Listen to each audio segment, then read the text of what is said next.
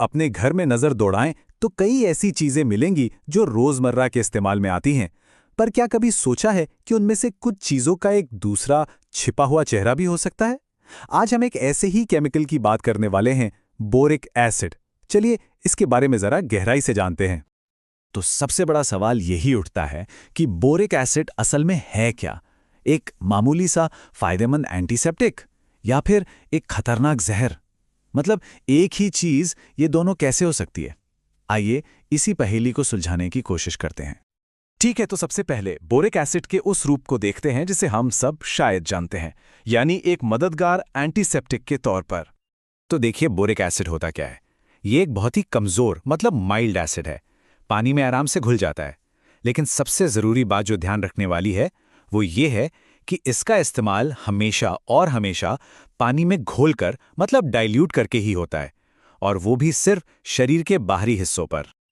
और इसका इस्तेमाल भी मतलब काफ़ी आम है, जैसे कि माउथ वॉश में, कुछ आई लोशन में, स्किन लोशन में भी, यहाँ तक कि फोड़े फुंसियों पर जो गर्म सिकाई करते हैं उसमें भी इसका इस्तेमाल होता है। और हाँ, ये एक अच्छा एंटी फंगल एजेंट भी है, यानी फंगस से होने वाले इन्फेक्शन को भी रोकता है। यहां तक तो सब ठीक लगता है ना? लेकिन अब कहानी में आता है एक खतरनाक मोड़। क्योंकि जैसे ही ये मददगार दिखने वाला केमिकल शरीर के अंदर पहुंचता है, इसका एक बिल्कुल अलग और सच कहूं तो एक भयानक चेहरा सामने आता है। तो ये खतरा आता कहां से है? ये शुरू होता है एक चीज से जिसे कहते हैं संचयी प्रभाव या क्यूमुलेटिव इफेक्ट। अब इसका मतलब क्या है? सीधा सा मतलब यह है कि अगर बोरिक एसिड शरीर के अंदर चला गया तो वो आसानी से बाहर नहीं निकलता। वो बस अंदर जमा होता रहता है, थोड़ा थोड़ा करके। और यही जमा होना इसके जहर बनने की असली वजह है। और यहीं पर इसका वो दो मुआ चेहरा बिल्कुल साफ हो जाता है। देखिए, बाहर से लगाने पर यह त्वचा और आंखों के लिए एक हल्का एंटीसेप्टिक है, फंगल इन्फेक्शन से लड़ता है। पर अगर ये अंदर चला जाए तो ये सीधे किडनी के लिए जहर बन जाता है।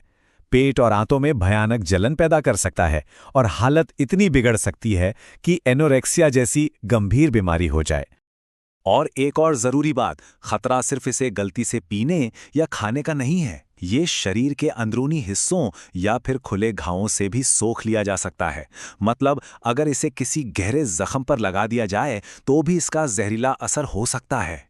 तो जाहिर है, जब ये इतना खतरनाक है तो ये जानना भी बहुत जरूरी है कि अगर कभी ऐसी इमरजेंसी आ जाए, मतलब कोई गलती से इसे निगल ले, तो फौरन क्या कदम उठाए जाने चाहिए।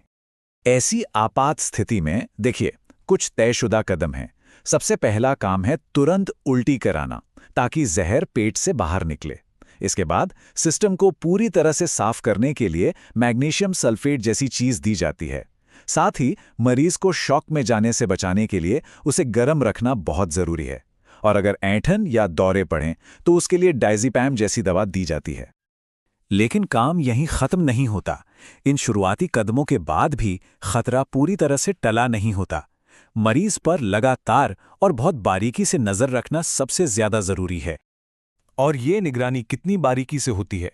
हर एक घंटे, जी हाँ, हर घंटे मरीज का ब्लड प्रेशर, पल्स रेट और शरीर का तापमान चेक करना होता है।